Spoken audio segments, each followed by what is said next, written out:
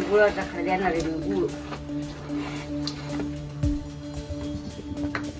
वसुबारशीच्या या मी उत्तम शिंदे अवसरे बुद्रुक वसुबारशीच्या या आमच्या गोमातेच्या पूजनानिमित्त आम्ही गेले 10 ते 15 वर्ष या ठिकाणी या आमच्या गोमातेची वसुबारशी दिवशी पूजा करत आहोत. सजवली जात आहे. कानामध्ये पाहतोय आपण त्याच्या बाळी ते केलेले आहे.